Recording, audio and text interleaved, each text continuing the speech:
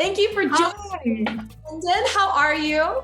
I'm doing very well, thank you. How are you? I'm doing well, thank you. So tell me, who are you and what do you do? So my name's Emma Wilson. I have the pleasure, the privilege of leading global marketing for the Sabre business, which is a travel technology provider. What does your day-to-day look like?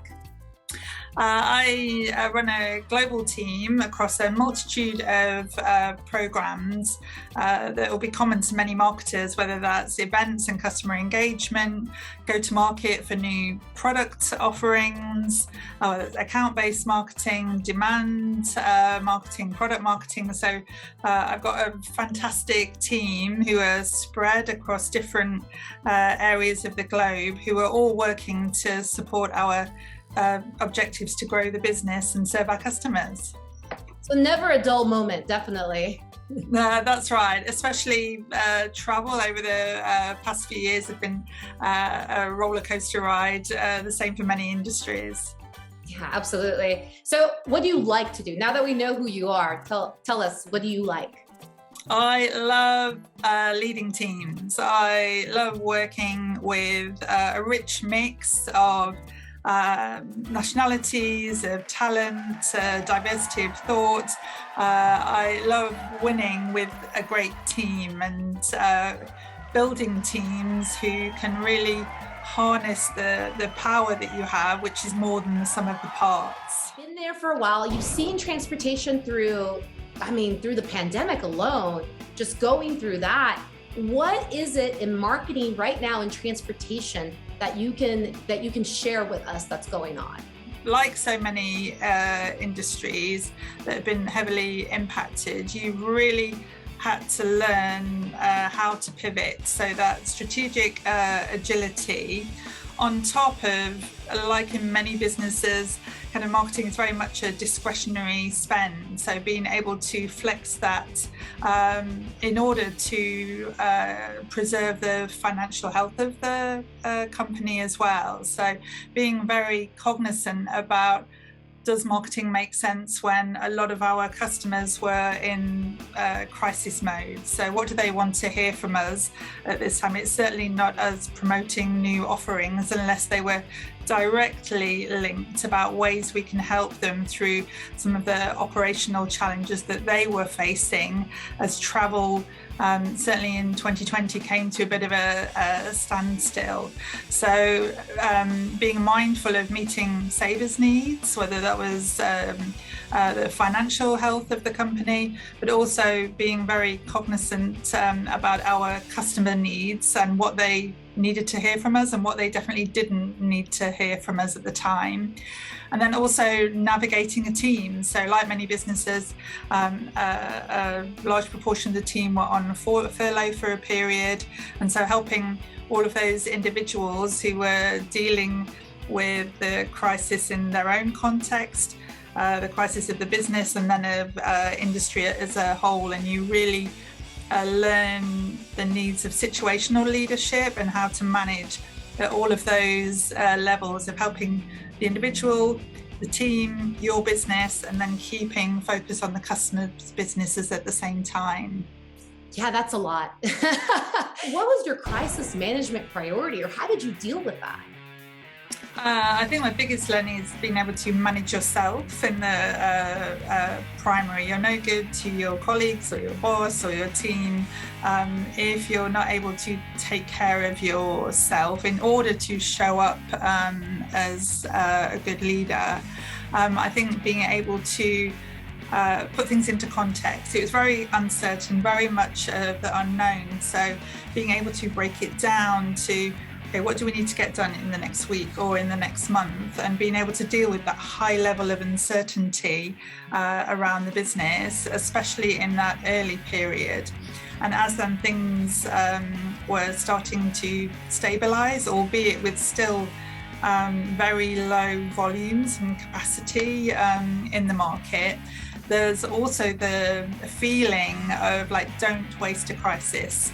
So how can you come out of the other side of what was happening stronger, better, and you're using the chance while our output was low, or while there weren't heavy marketing programs, but to do some of that foundational work.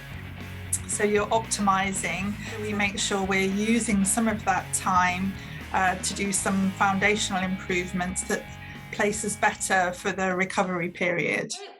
What is the industry? What is Sabre? What is it in the technology front that you guys are focusing on? Because there could be a million things.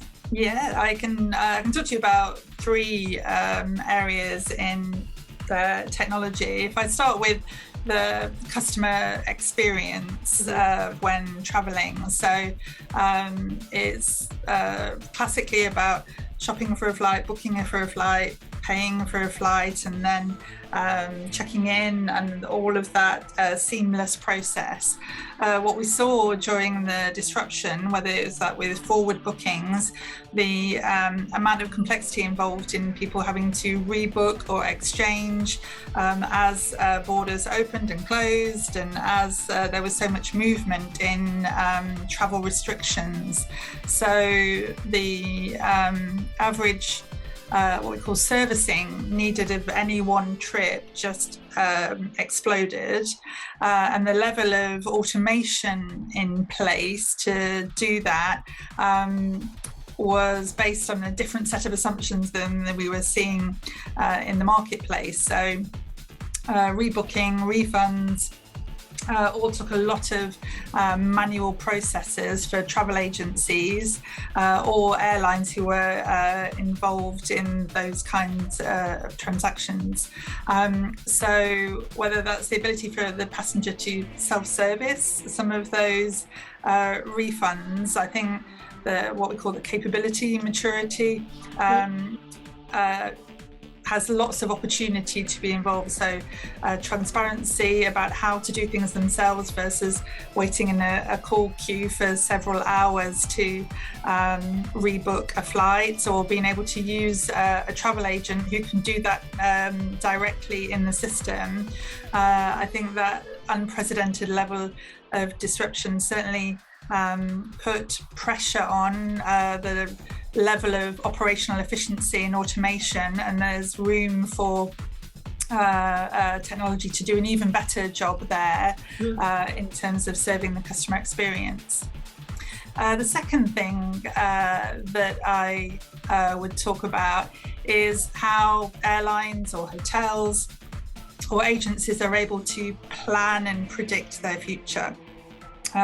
Classic revenue management tools are generally based on a lot of historical data and a lot of understanding about when prices go like this, capacity goes like that, then here's a highly reliable algorithm prediction around what will happen to demand for travel or price elasticity of what people are willing to pay.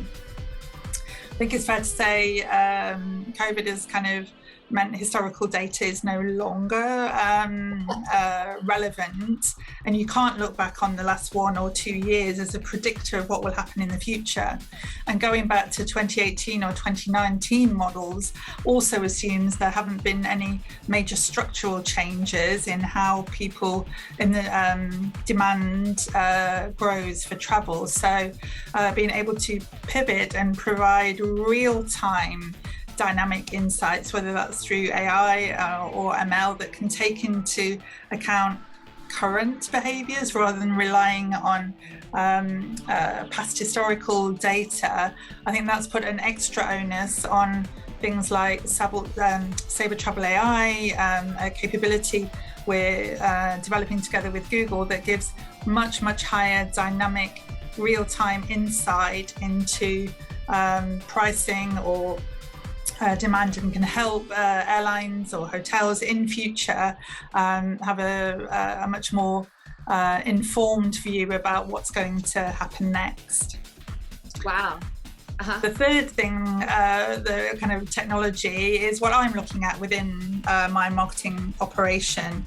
And so that's enhancing the way we use marketing technology, how that fits together with Salesforce, with Pardot, with demand base, and really looking about how we can increase our insight into understanding our audience.